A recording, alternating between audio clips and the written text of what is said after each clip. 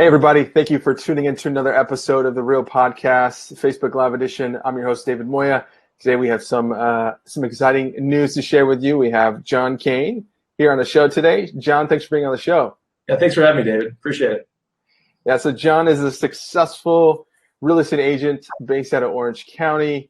A lot of great knowledge he's going to share with us today. And so let's just dive into it. John, can you give us a little summary of who you are, what you do? You know, someone who's listening or watching may or may not know, and shed some light on that for them. Absolutely. Well, thank you again, David. So I'm a real estate broker based out of Newport Beach. I run my own team, Cain Group, out of the Pacific Sotheby's office up here.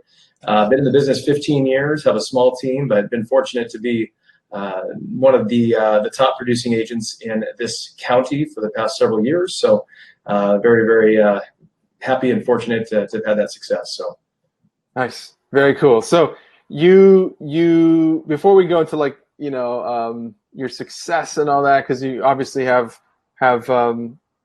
received a lot of recognition for your hard work. What got you into real estate? That's crazy, man. Never thought I was gonna be a real estate agent growing up, right?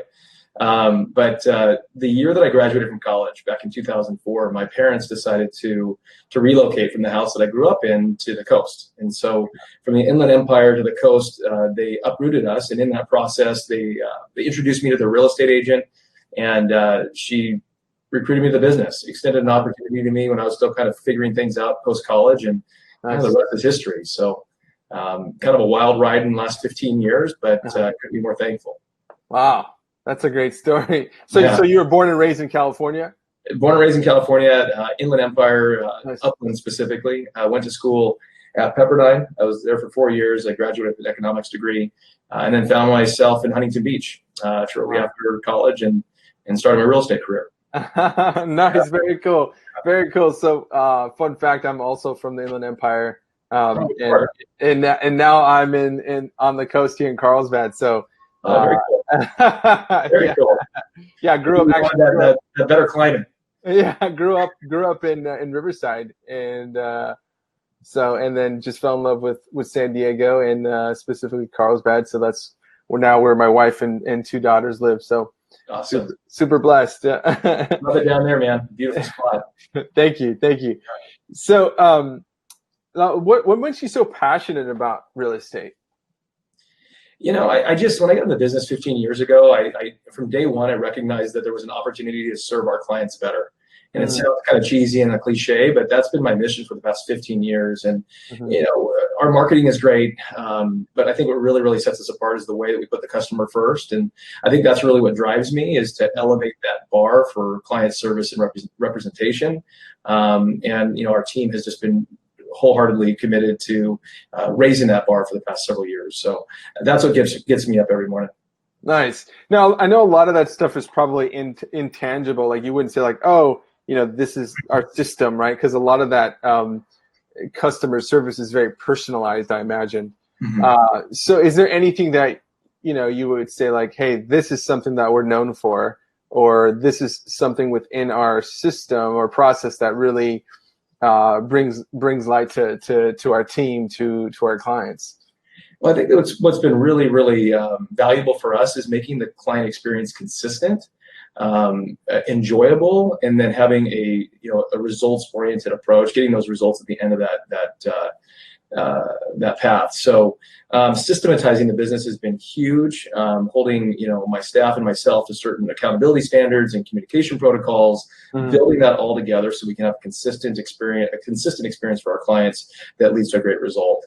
Over half of my business each year is past client or referral business, and I think that's a testament to what we do on that service side. Now, do you guys? I know you're very heavy in the luxury, sector. Are you guys kind of all over in terms of, maybe you guys also service, like inland, or are you just coastal? What do you guys, how do you guys operate? My business really kind of spurred out of a Newport Coast zip code, but we've really, really expanded our reach. So right now we're pretty much covering everything from South Orange County, Ladera Ranch, up to, up the coast to Sunset Beach. top tip part of Huntington Beach. So we're covering quite a big geography. The bread and butter of our business really is Newport Coast, Newport Beach, and Corona Del Mar. And we'll serve all price points. I think that's what's really, really interesting is that if you're selling a $500,000 condo, we'll give you a very similar experience to, selling a $25 million house. And I think when clients realize that there's a better service platform and a better sort of approach out there, they don't know what they're missing until they experience it. And so that's been part of our mission, is to really have more people experience a better way of being represented. Oh, that's beautiful. Yeah, well done, man. And would you say in terms of like your success now, in terms of volume, you guys are doing big numbers. Can you share some of that with us, just so people know, like, hey, this is what somebody at your level does and how they operate? Yeah, I'm always the first to say that we're only as good as our next deal. So I take it all in stride, but we've been fortunate to put some pretty decent numbers up. In my career, I have about 1.6 billion in career sales. Year to date, we're about 220 million in closed transactions, and we have about another 40 million under contract in some form. So really, really fortunate. It's been a good year for us, despite the market kind of transitioning in some regard, but kind of just try to stay focused and keep those numbers going. And how do you do that? How do you keep those numbers going? What do you attribute your success to? I think it's objectivity and transparency. It's taking the time to understand the market and being okay articulating the realities of the market to clients. Because I think really where our industry falls flat is that it's so competitive that people just want to tell the clients what they want to hear to get the listings, right? And I think that is a tremendous disservice to many clients. But in a transitioning market in particular, you find that these clients really appreciate your honesty. So if you're able to come to that conversation with conviction, confidence, and a level of competence that they can see, I think you're more likely to earn that business. And so that's really been a big factor in our success, is just understanding our market, understanding how to prepare our listings for sale, guide the clients through that process to a successful outcome. Now, for someone who's listening who may not know what that means, tell me what transitionary market is. Oh, the market's run up. Gosh, we're over 11 years into this cycle, and it's been great. I mean, equities amassed has been incredible. We've seen a lot of the crazy valuations, and I think what we're starting to see now is that the buyer pool, despite low interest rates, especially in the luxury tier, maybe over $4 million, buyers are pushing back. They're not willing to play that game. They're not as motivated by a retraction in interest rates. So you're starting to see inventory build. You're starting to see the buyers push back a bit, and that sort of divide is creating a little bit more softness in our market. Now, the market under $1 million, which is fueled largely by a retraction in interest rates, it's still very healthy, especially for the good product. But as you kind of jump up that price spectrum, you're seeing things taper. Got it. And I mean, you obviously know what you're talking about, very knowledgeable. How are you guys communicating your knowledge right now with your audience or with your clients, current and past clients? Our reporting systems are really a differentiator for us. The way that we engage our clients with information on a weekly basis really puts them in this position of where we're anticipating their needs. And so we're feeding them the information in real time, as opposed to them, waiting on us for weeks to update them. So I think it's a consistent approach. It's an approach that's regular. It's not like we're on multiple weeks without updating them. Just the way that we update after each and every showing or broker preview. We layer that with a weekly reporting system that keeps them in the know and apprised as to the market fundamentals. And I think the more that they're in that conversation with you, the more they become partners in the process. And I think there's more trust built throughout that, which is obviously a recipe for greater success. Nice. And so you started in 2004, correct? Correct. And you've won a couple of, or you've been acknowledged on a couple of different levels. I know that you were top real estate agent by OC Magazine, 30 Under 30, and you even were a guest on Bravo's $1 Million Listing, right? Yeah, I've got to do that show. I embarrassed myself a few times. So, so tell us about all that. Like, how was that experience for you? I think it's great to kind of shake it up a bit and have some fun. And television's always kind of interesting. It's not all as spontaneous as you might think, but it's fun to get out there. And those guys on the show are a riot. So that's always fun to kind of get out and display our listings that way. But I think really my I'm probably not enough drama for those shows, so that's probably why I haven't popped on every now and then. Yeah, they're like, who's this economist? Why is he? Yeah, why is he on the that's why bringing him in when it's absolutely necessary. show? That's cool. So you work hard. You guys are successful. I know you guys are very involved in the community, and you're involved with the Big Brothers, Big Sisters of Orange County. It's a passion of yours, right? Yeah, I got involved with that, gosh, probably 10 years ago, and I was on the board for a bit, and I brought a kid through the whole program, which was really rewarding, I think, for the both of us. I have 3 kids myself, and I just see the value of having sort of that mentorship. So that was a really, really cool part of my life. We've kind of transitioned now. We're doing a lot of work with the Make-A-Wish Foundation here in Orange County. That's another really great organization, obviously servicing children in pretty difficult circumstances. So sure, I'd love to give back. It's not all about the commissions and flashy social media posts, but it's using this platform now to give back. So nice. And so you said you have 3 kids? I have 3 kids. Wow. I look so tired. What's their age group? I got a 3, 5, and 7-year-old. 3, 5, and 7.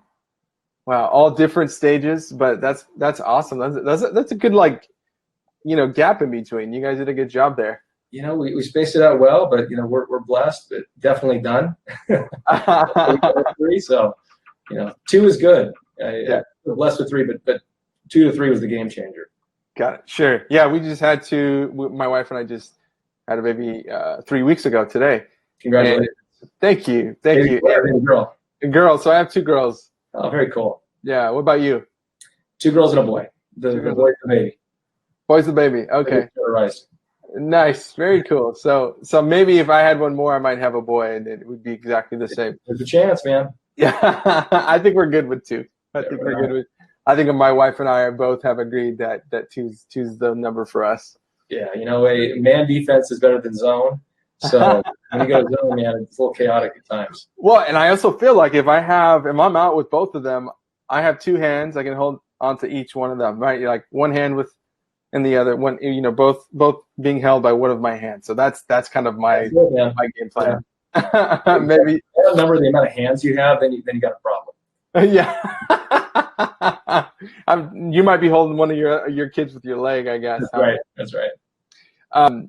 So you've been in the industry for a long time, but you're young, man. I thought I didn't think you had kids. You seem so much younger than that.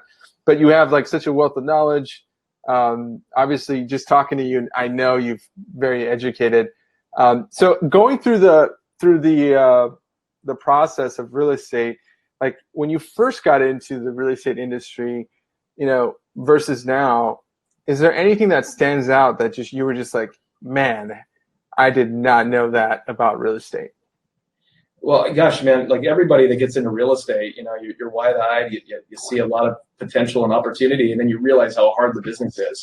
So I remember my first couple of years just, getting crushed, being terrible at open houses, not being not really being organized. I mean, sure, I didn't expect, but I think that's something that we all experience in this business. It's just, do you have the ability to persevere and do you have that mental toughness to get through it? So didn't see that one coming, but I was able to kind of get through that rough phase. Because at a certain point in time, if you're committed, to knowing your product, your market, you're treating clients right, you're treating your associates right out in the field, I think it snowballs, and you can have a big career doing this. Now, let's talk about that, your mindset, right? Your perseverance and really sticking to it, and your mindset, really. I mean, how did you do that? And how are you still doing it? Do you have a routine in the morning? What's kind of like your why? How can you do what you do? Because it is a grind, right? It's an absolute grind. I think we have one of the toughest jobs to do really, really well. There's obviously people that do it not so well and they can do fine for a period of time, but to do it with a level of consistency and sustainability is really difficult. And I think over the years, my why has changed. As a young guy, I had a chip on my shoulder to prove myself and see what I was able to do and accomplish with my life. But now I wake up every morning with 3 mouths to feed plus my wife. That's 4. And I got a team of people relying on me to get up and and suit up and make it happen. And so those sort of pressures are good. They do motivate me to press on each day, but I think you got to have a sound mind. I have a faith perspective that really is strong, and that gets me through. Additionally, I'm a huge fitness guy. Starting my mornings with a workout, and all that stuff kind of together kind of prepares me for the battle that's coming that day. Yeah. And how did you deal with maybe doubting yourself or concern or worry when you were going through your initial stages of creating your group, your company, your brand, your name? My path has looked interesting. When I first got in the business, the self-doubt associated with just not converting, not making any money. I mean, that to sacrifice every single weekend day, like for 2 years and not have much fruit, that gets to be a bummer. And so you go, man, what am I doing this for? I was fortunate. I got married young, and I have a great wife who has always been supportive, and she's walked this journey with me. And really, I have to say that, again, it sounds cliche, but her support and her encouragement, and her affirmations have really kind of helped me persevere through the various stages of my career. And now I happen to be at a place where the stakes are as high as they've ever been. And so just surrounding myself with great support and people believe in me and that believe in the cause is critical. And obviously that translates into your team now. So let's talk about your team. How are you able to bring that same mindset over to your team, your current team? I run my team very different than most agents. I don't believe for me personally, it doesn't work to have just a whole bunch of people out there, throwing my name around. I like focus. I like consistency, congruence at a high level of quality. So, I have a small team, a 4-person support staff and a few agents, but it all comes down to alignment. It comes down to aligning your team through good leadership to a certain set of values and vision, and then holding them accountable in their respective lanes to help accomplish that for the collective effort. And so that has actually been probably the biggest challenge for me is just me trying to sling deals. That was one thing, but now aligning more people than just myself to a common cause and having them understand the critical nature of each of their contributions is really a significant part of my day at this point. Got it. And do you have some sort of routine with them? Do you help in with their encouragement every week? Do you have team meetings? How are you keeping basically what I'm trying to say is how are you taking all the great things you've learned that you have in your mind and transferring that to your team? I think it all starts with getting the right people in the door, and throughout the years I've made some mistakes and I've misaligned, and I think I finally got to a place now where I have really, really great people that are aligned, that are convicted in a similar way, that are really quality individuals, and that's just a game changer in the way that the organization runs. So that when we do things like team meetings or we have certain initiatives, they're more supportive of that because they just kind of get it. They're that mindset. So I'd say just making sure that you're going through that process diligently to make sure that you are aligning the organization with like-minded people who are going to subscribe to whatever your vision is. Right. So let's say you were to go back in time and talk to yourself. What's a piece of advice you'd give yourself when you first started in real estate? Like way back when, or like when I built the team? Way back when you first started, just solo. I think that I would have spent even more time preparing for my open houses and every opportunity that I had a client interface moment, right? I think that if I look back, I was terrible the first couple of years because I didn't know what to do. I didn't know how to do it. Sure. And, I think that if I would have asked more questions and sought more help, and then invested more time in gosh, it was rare. I was working as an assistant for another agent who just worked me a ton, but there were times that I could have invested more into preparing, understanding what my unique value proposition is. I think as a young agent, you go to these seminars, you have this sort of general coaching, and you're trying to do the exact same thing that everyone else is doing. And you're asking the question, what do I do? Right. What I think you should be asking is, who am I going to be to the client? And in that sort of question, you're trying to figure out, gosh, what sort of unique talents and abilities do I have? And how can that differentiate me in this market? And so then you couple that with great preparation of product knowledge, area knowledge. And I think that that's where the magic happens. I like that. So it's being very self-aware of what kind of skill set or what kind of talents differentiate you, and really bringing that to the table, highlighting that. Yeah, be you, right? Because the Right. world needs you, but they need the best version of yourself. And if you're really a committed person who has a high level of integrity and focus and perseverance, I mean, you're gonna make it. But I think where a lot of us just fall into the trap is just that we're just going to subscribe to a general philosophy. We're going to do X, Y, and Z, but we're really not going to do it with any sort of passion or enthusiasm or view those things through the lens of our strengths. And that's why we fall flat. And so going back 15 years, I would have told myself, why you? I mean, I would say, ask that question, why you? You got to get clear on your unique value proposition and then really, really work hard toward hammering that home and understanding that to be able to articulate that on the dime. Is there a skill that you feel really helps as an agent, right, to succeed? You know, I think that there's those intangibles that, you know, you got to be trustworthy and honest and not seem like you're slick. You got to be competent. I think you really have to have an awareness of what's going on, all the other external factors that are influencing your client's success on a certain deal, right? You got to understand globally and domestically and even locally, what are the factors that are contributing to that sort of set of circumstances. It's one thing to say, hey, gosh, the market's soft or the market's hot right now, but being able to interpret that data for your clients gives you a great level of authority going into some conversations. And that was really my strength, is being able to, partially because of my economics background, you know, partially just because I would take the time to just study things, is being an authoritative source. And that's really what I started seeing my momentum pick up, was when I really when I was really to be able to be more confident in front of clients and actually add value to their process. Sure. Right now, we're all in a very challenging time where the internet is a lot more prevalent than it was 15 years ago. So the consumers come in to meetings with us feeling that they're more informed. And the reality is most of the time they are, than the agents who are not spending the time to take that conversation to the next level. Sure. Gosh. And so you guys come to the table fully educated, fully prepared, and ideally answering every question possible that the client has. Yeah, you know, I'm fortunate because of the number of deals that I've seen. So part of the value I add to my clients is we'll have a theme each Monday morning where I'm introducing them to maybe a pain point in a deal or a concept, whether it be, you know, how to structure deals with seller financing. What are some of the high points of the current rent control bill?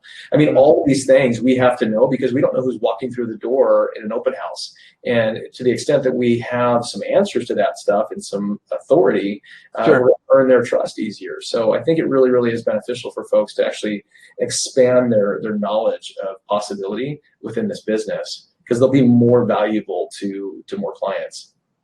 Nice. And are you guys using video to communicate that with your audience? Yeah, we're doing property films, obviously, you know, great 4K property films. Sometimes we'll tell stories and we'll bring in the actors and so forth. I see one that's on the screen right now is actually a really fun one. That was a listing that was on for a year with another broker in an area that at the time happened to be attracting a lot of folks from Asia. And so when I took the listing over, I go, look, we have to have a really, really focused effort. And I think that this is going to be a buyer from China. So when we developed the content for this video, the one a second ago with the champagne and so forth, when we casted it, we casted very, very specifically, but the essential characters were Asian characters, and there was some sort of symbolism throughout the video. What was really cool is we had 9 offers on that property, and 8 of them were from Chinese buyers. So we got the job done, and just, you know, the sort of thoughtfulness associated with that marketing program was really cool to see that sort of result. Sure, that's fantastic. Yeah, it's a great. I mean, it's great that you went really specific and found such success with that. That's amazing. Yeah, I mean, sometimes you take a flyer and it doesn't work, but, you know, in that case it did. But I think video is awesome, and I think that's really engaging right now. I think our challenge as agents is that, how do we differentiate our videos? What do we do that's more compelling? And so everything right now that's going out there for the most part kind of looks the same. It's all cinematic with music and, you know, our names at the end. But what can we do within the context of video to really differentiate ourselves? And so I think that's a really interesting conversation that's going on right now. Yeah, and how are you guys using video besides that? Like, is your team, you know, on social media, doing different short clips. Like, are you guys doing anything like that, or what are you seeing in terms of success regarding those tools? Going back to kind of my value proposition, I think being able to kind of interpret markets and so forth has been a big contributor to my success, especially with a lot of the sophisticated clients, the captains of industry. So rather than me try to do something that really probably isn't my strength, like create. There's a person in our marketplace who does an awesome job creating content and movies, right? That's his whole thing, and he does a great job with that. That's not really consistent with my personality. So right now we've kind of taken an initiative. We started a series called Cain Conversations, a social media program, where we're actually educating the consumer on certain sort of economic developments that are influencing the real estate market, and then also sharing some kind of details on positioning during transitioning markets and so forth. So I think it's a little bit more boring, but I think for the folks that are more economically minded, I think they'll find a lot of value in the series. No, that's great. That's great. I'll have to. Where can they find that? Like, if somebody's watching or listening, where's the location for, like, YouTube or Facebook or? Yeah, IGTV is where we started. We hit our first one earlier this week. We're going to be doing about 4 a month. Okay. So you can just go to Cain Group IGTV and it'll be on there. Cain Group IGTV. Okay. Fantastic. I look forward to seeing more episodes. I'll check the one out that you just gave or that you just released. That's going to be exciting to watch. Something a little bit more on like kind of your journey. You probably do a lot of reading. Are there any books that you'd share that you might say, hey, this is a good book that I'm currently enjoying, and here's why? I think there's been 3 books that have really kind of helped me as I've kind of carved out my path. The first is Winning by Jack Welch. That was a cool book because it really kind of differentiated the people that have. I think the biggest takeaway from that was the concept of grit. And in my office here, I have a big sort of board that's one of our sort of qualities is just having grit and that sort of tenacity and perseverance. And so he talks a lot about how he's classifying different people in an organization. And I find that in this business, grit is absolutely essential to persevering and riding through the storm. So that was a great book. Another inspirational book for me, a really short read, was one called Difference by Bernadette Jiwa. It's like an 80-page read. Wow. What that book talked about was how there's been some huge disruptors that have changed the lives of our consumers, whether it's Uber disrupting like the taxi space or Amazon, and trying to take that sort of concept and try to identify opportunities within our business to how we can disrupt the space in a way that's really meaningful for the customer and life-changing for the customer. So that's sort of a nebulous concept, creating difference in someone's lives, but that's been inspiring for me to wrestle with as to create our platform and further our brand. And then probably the most important one recently was a book called The Speed of Trust by Stephen Covey. This was really critical for me as I developed this new brand. I've been in the business 15 years, but it was associated with other teams, and then I had a partnership. And almost 3 years ago now, I made the decision to have my own brand. And in that, trying to get people aligned to this new iteration, this new vision, I realized that trust was essential. I had to be able to trust the members of my organization to perform at a certain level and be a certain type of person, but they had to be able to trust me, right? That I had some understanding of where we're headed. And so I took my whole organization through a read of that book, and it's really cool. There's 13 different behaviors that the book kind of lines out as being character qualities of high trust individuals. And so now those qualities permeate our organization. And so everything that we do, every conversation that we have is all in light of those sort of qualities. So if someone doesn't align with those 13, they're not going to be a member of our organization. So got it. Wow. Was that 3 books? Did you do 3? Yeah, you did 3. Yeah. 3. Yeah, fantastic. Yeah, thank you for sharing that. And I know that you talked a little bit about like what you're passionate about. What inspires you every day? I know we kind of touched on that before, but I want to stress it again, just because I feel a lot of times if it's an agent or if it's a homeowner, whatever, everybody can relate to this. Is when you get up in the morning, we all have questions that come up in our brain, or like come to mind. Like, what pushes you, what inspires you? And I know you mentioned your kids and your family and your team and all that. That's part of your why, but I guess I'm trying to find something that maybe is like personal for you? Like, is it that you're trying to bring something new to your own identity? Are you trying to expand as a person to fill more space in real estate, or is there anything like that really kind of comes to mind when I ask that question? If not, that's totally fine too. I think what it is like that book Difference, right? Is I see tremendous opportunity for improvement in our industry, and I would love to be a person that has a positive impact in elevating the credibility of our business, and then ultimately the representation that our clients are getting. Because I just think that it's been an industry for so long that has been done, generally speaking, not at the level that it could be. So that's what inspires me every single day to get up and to perfect the systems and processes in our organization, so our clients experience a better process and get a better result. But my goal really is for more people to experience what's possible.